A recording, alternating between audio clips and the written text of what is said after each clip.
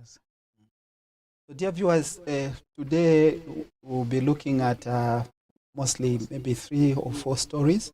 We have a story coming from Ndola, where we witnessed a truck that was involved in a road accident.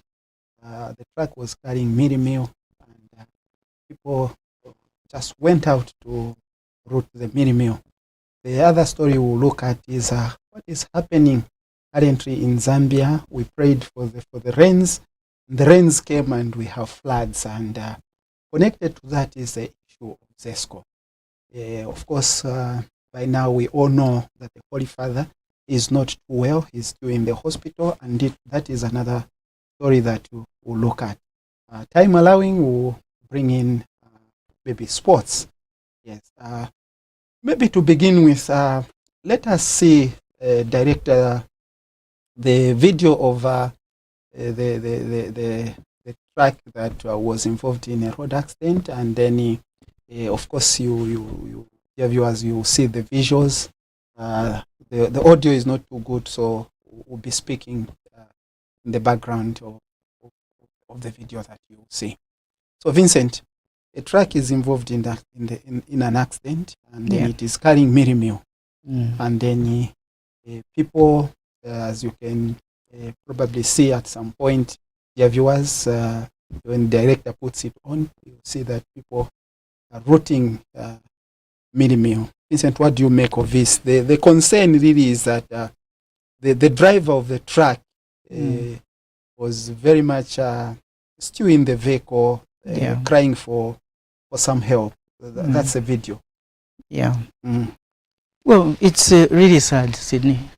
I mean, the people are just interested in the mealie meal and not really trying to go for help or assist the people that are actually injured, or probably people may be injured there or trapped in the truck. But people are just interested in getting the commodity that the truck was carrying, which I think is not really a good thing. And a lot of people, I mean, were there, but no one is seen helping. So I think it's not really a good thing that happened. Yeah, but these are things that we see most of the time. I mean, when an accident happened, people would rush and look for where if there was a money, there was a laptop, and so on. And instead of really helping, before even the police would come, a lot of things have been stolen and so on. I saw a situation where an accident happened, and the person that was involved in the accident had money, a wallet, and some valuables. And ended up, the thieves ended up coming in. They got the wallet and everything, and then went to the hospital.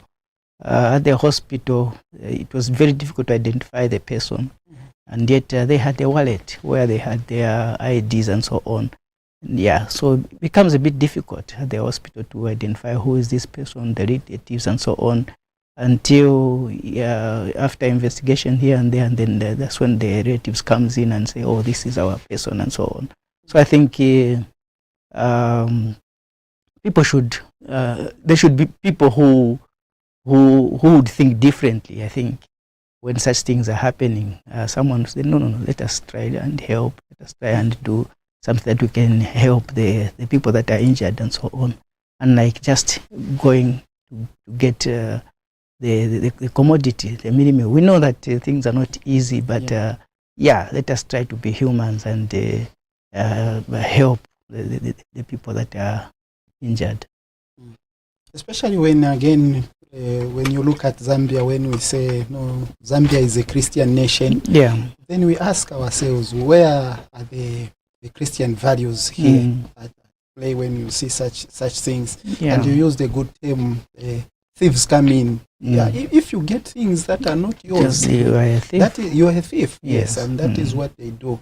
But also, we need values of, for example, feeling for others, empathizing. You know, someone is in danger, you don't want to save the life, you just want to get a commodity. What Yeah. sort of a Christian are you? Yeah. I think these are things that are supposed to be born in us and to be in us, to feel for another person, to think if it were me in that position, and then people do this, it's going to be good. Try to be a good Samaritan. Yes, I think that is what we need. But sad that things can happen like that, Yeah. and then, like you've said, yes, life is expensive. It is hard now in Zambia, but we should not go to those limits. There are also situations where we've seen people are in danger, they are in a road accident, and then people are there taking photos. Yeah. You see, people are taking photos of the accident, of the people, and you can even hear people crying for help. People are not dead, people are alive. Yeah. But people are there taking accident. No, here it is happening. Whatever. Even in that video, there is a man who was in the vehicle. Yeah. He was taking a video, and he was saying, "Basendo bunga kuno, wako bunga, whatever." But nothing like any concern to say, let me go and rescue the people. Let me check if the people who were in this vehicle, where are they, how are they, and the like. Dear viewers, we are joined by, again, our colleague was doing some... Tied up with tied up. Is it, were you doing some technical work in the background or in congestion? In congestion, actually. Yeah, it's a chaos in Lusaka, I tell you. Yeah. Yeah, so we are looking at welcome, Grace. Thank you. Zapato. Thank you. Thank you, can greet the viewers. Good morning, viewers. How are you doing? How is the area? Is the area flooded or not? How are you faring? And hope you're keeping warm with this weather. Yeah. Yes. So with the arrival of Grace, dear viewers, we take an opportunity also to invite you to make your comment on the stories that we are looking at today. Your pick, you know the story of the people that routed the truck carrying Overturned. I would say that was inhuman, but again, it was also a call to show how people are hungry out there. You know, a hungry person is a very unhappy person. So, as it is said, mostly people would rush to things that they need more than the things that are actually important. So actually, it's a sign that people are actually hungry and they're actually looking for mealy meal. You can see how they were running about and just going to grab a bag of mealy meal. And on the other side, it's really sad. They would have first looked at the driver's condition, because that's a road traffic accident. Yeah, so they should have at least helped the person.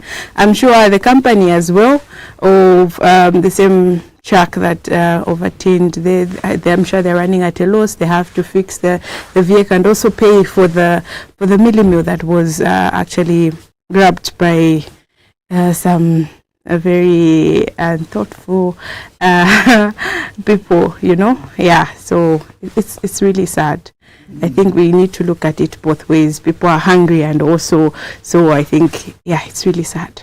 Yeah, we hope that with the rains coming, the harvest this year will be much better, and that mealy meal will be somehow affordable. Yeah, we hope that will be the case. But also we make a call on each one of us that we need to pay attention to things that are important, and not only our stomach. That is important. Yeah. If your friend is at danger, try to rescue, and then the Bible says yes,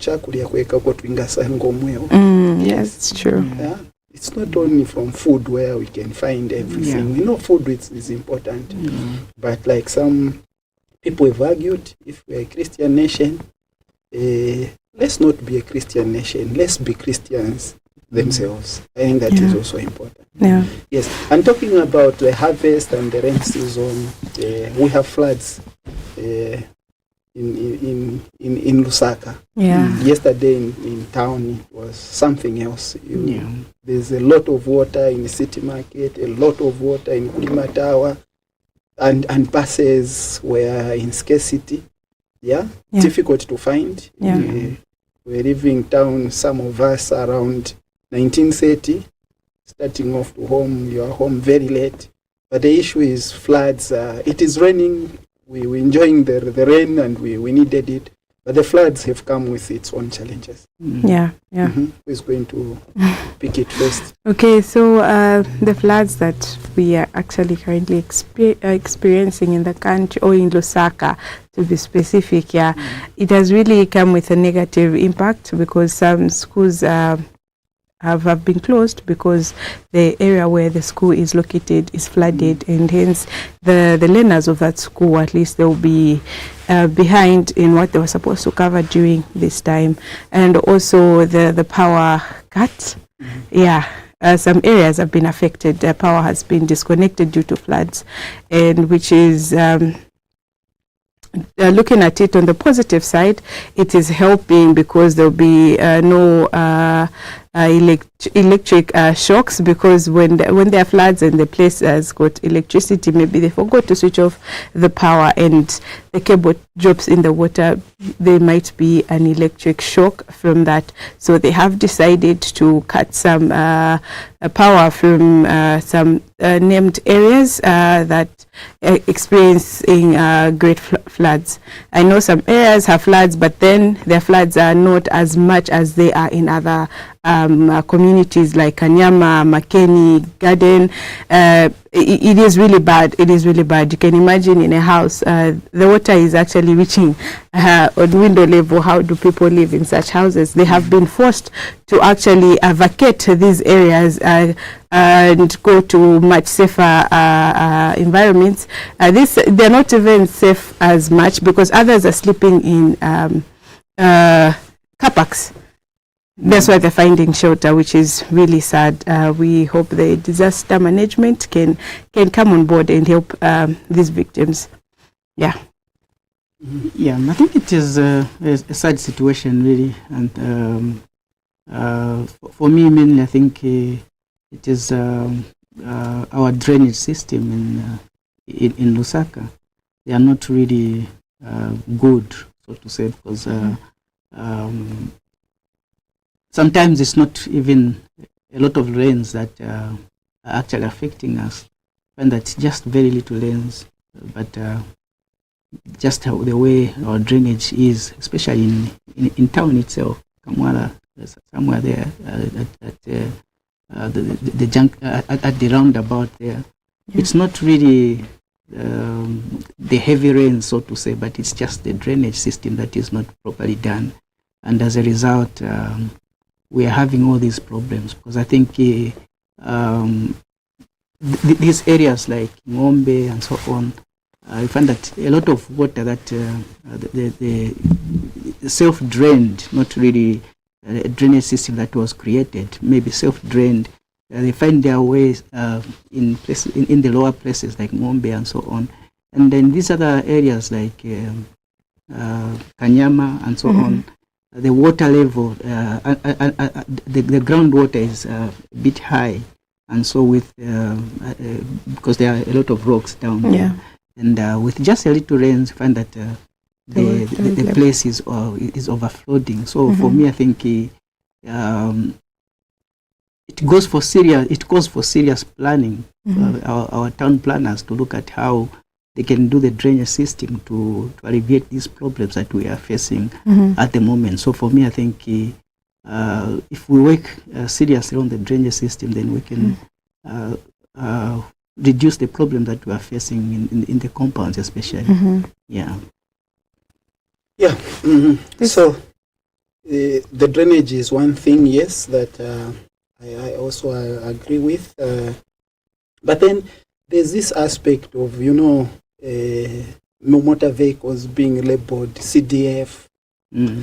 I've always had this argument that the needs of constituencies in urban town and or urban districts and also rural districts are two different needs altogether. In the constituencies of, for example, Lusaka, what we need year in, year out are floods or are drainages. Yeah, that's what we need. But where is this huge amounts of money going to? Yes. You see? I used to see in some of the compounds women in the morning with a hose, maybe 4 hose, 1 pick, they are doing a drainage. Go and check these drainages today with these rains that have come. They're not there. You can easily pass where they were digging a drainage and money was given. Go and see where graders were taken to go and do the roads. What is there today? You find it's mud. That's what they brought. So this money needs to be put to good use. It's a lot of money, and this money is allocated year in, year out. You see? Year in, year out, the money is allocated. But what is happening with this money? What work is being done? That is tangible, that we can see that this money was put to good use. And every time we have rains, the issue of floods come up. You see, one would have thought that they will channel this money to proper drainages, but that is not done at all. You see, and then when you come to the issue of ZESCO, yes, ZESCO has put up this statement, a nice statement, I can say, but for me, I don't buy into it. I don't buy into it, because when ZESCO is connecting power supply to houses, when the owners of the houses, they've done the wiring, ZESCO comes in to inspect. Yeah, they do. You see, they come in to inspect. So how can you just say this whole area we are going to cut a power supply because people will be electrocuted and the like? You see? And these are people, look, before that we used to have road shading. The complaint was we have no water. Low water levels. Yes, and now we have water. And again, people are road shaded. In some places it is 1 week now, no power. And imagine, power is a source of life, you see. It makes things move. And in their statement you read, no, those people who are in these areas should shift. Is it that simple? If you have a business in that house, you should shift. Is that simple?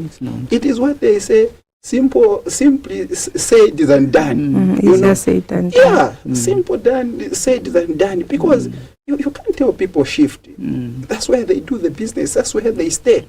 For me, it is easier for ZESCO. They have vehicles. They have the messaging system. They can send these messages to people to say, look, if your house is flooded, switch off power. Because in these areas where they've cut off power, it is not all the houses that are flooded. It is not all the houses where you find water has gone in. So why punishing those others that the houses are not flooded? Because they're affected. And you know, this issue that we've struggled with, you are staying in a house that has electricity, every day going to the market to go and buy relish. Now we have power. Power has to be there and the fridge has to work. You see? So it is all taxing, and for me, I don't buy into it. So sorry about it, but it's not a good thing. ZESCO can up their game. You see? They talk about the appliances, pause and the like. These things need to be serviced. They need to, throughout the year, 12 months, they need to go out, check their pause. How is this pause? Is it strong? Whatever. And people, when their pole has fallen, their cable has fallen, you know what happens? People always communicate. They call ZESCO to say, ise kuno chipo chako. Barani mutitandizeko. And what they are doing again, by cutting off power, is that they are again taxing people in another way, because these servicing cables they are putting nowadays, these junks are coming in the night. They know there's no power. They are cutting off, and that is another cost. When there's power in the night, no thief will come to cut off those cables. So ZESCO should just connect power, send messages to people. In the past, I stayed a little bit in the Kaunda time. When we have rains, power used to go. ikayamba chemvula yamba pa muzatebwa che malaiti yaenda mvula yasira malaiti yabwera. But now go in these areas where they've disconnected, it's a total disconnection. It is not raining, Zesco is not there, power is not there. It is raining, power is not there. How can people survive? I'm speaking like this, I need to declare I'm affected. It's sad. I think what has made it so sad is that we completely depend on one utility company. Yes. There's no innovation. There's no innovation and there's no competition. So they dictate, they decide whatever they want to do on the people, and we have nothing much to say apart from thinking of your own solar and so on, which is now coming into play. But for me, I think it's because we don't have competition in terms of our electricity companies. Yeah, even the solar panels that they're even bringing forth, they have a negative impact. Like this, the way it's raining, it's cloudy. How do you generate power like that? You will still remain in the dark and still go back and wait for Zisco, which is a sad development. And also about the drainages, even the community as well should also work together with the government, because some drainages are there, but they have been used as dumping sites. Yes, they're throwing in garbage in those drainages. The drainages are blocked, which is bringing this kind of floods. And then the other thing I would say is the floods in Kulima Tower Station. Those floods have been there for a long time. I don't know what this people are actually thinking about this, but it has been there for a long time. I don't know if there is a solution to that.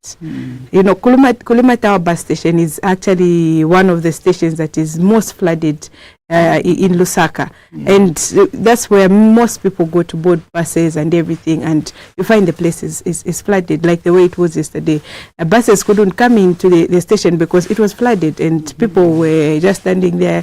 You said you went home around 19:13 when you're supposed to start off at 17, which is really bad. So I think Kulima Tower should be worked on as soon as possible.